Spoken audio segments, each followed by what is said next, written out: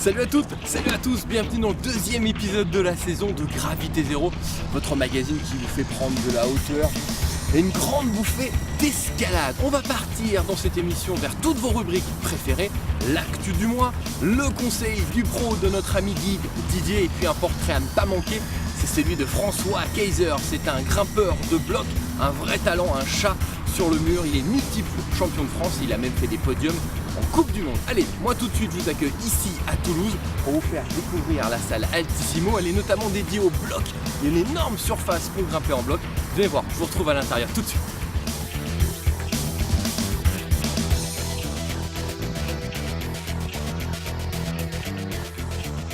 Allez, comme promis, on est dans la salle Altissimo ici à Toulouse et on a trouvé le responsable, le patron, le grand chef, Olivier.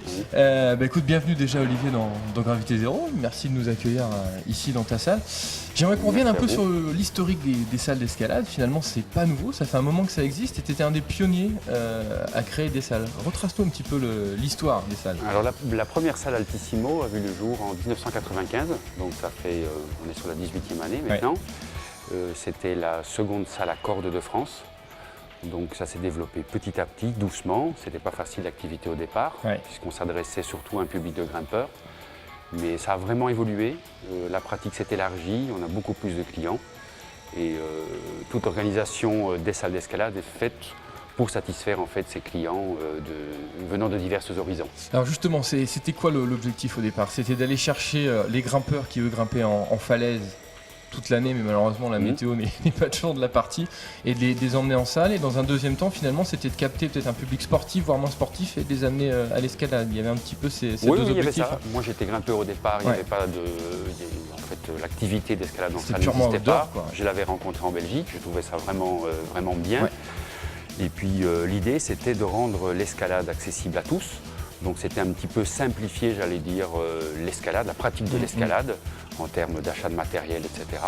Et donc c'était dans l'idée, c'est vrai que la première ouverture, on a eu énormément de grimpeurs, puisque c'était Oui, bien sûr, c'était le public qui existait déjà. Les premiers impliqués, voilà, il existait déjà. Et puis petit à petit, on a vu une clientèle diversifiée, des cadres, en fait un peu tout le monde, des gens qui se sont intéressés à la pratique de l'escalade, un peu comme une pratique sportive à part entière, donc une pratique de l'escalade en indoor.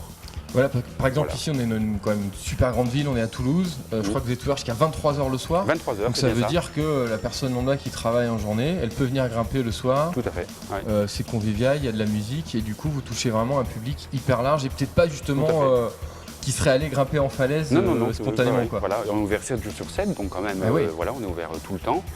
Et on le voit bien, on a une évolution de familles qui viennent le week-end, le samedi, dimanche. En semaine, il y a des grimpeurs, mais il y a vraiment des gens qui viennent ici comme ils vont faire du fitness, qu'ils iraient faire du fitness dans une salle de sport. Alors présente-nous la salle de sport, la salle d'escalade. Je crois qu'il y a un peu deux univers. Il y a un univers qu'on appelle à cordes, qui sont vraiment des voies, et puis un univers ici quand même très grand. Du bloc. Explique-nous peut-être un petit peu la différence entre ces deux univers. On essaye en fait de mixer les deux activités d'escalade. Ouais. L'escalade de bloc est plus récente. En fait, traditionnellement, l'escalade se faisait en falaise, sur corde. Des voies, Et puis petit à petit, on a évolué vers une pratique un peu plus fun, j'allais dire, plus libre, plus libertaire, j'allais dire. On n'a pas besoin de corde, on n'a pas besoin de matos, on peut y aller. Et on se laisse, tout seul. On grimpe, on se laisse tomber, on se réceptionne. Voilà, donc on essaie de mélanger les activités en les interpénétrant un petit peu. Donc on a la corde d'un côté et l'espace bloc de l'autre côté. Bon, écoute, ce que je te propose, c'est que nous, on va les tester un petit peu, on va faire un peu de corde et puis on essaiera tu vas nous donner 2-3 conseils sur les blocs, parce qu'en plus, il y a des petits sauts à faire, ça a l'air ludique. Et puis nous, on va partir vers l'actu du mois et on part sur la Côte d'Azur où le team EB s'est mis à grimper. Et apparemment, c'est un nouveau spot aussi, une nouvelle falaise. Allez, je vous laisse découvrir ça.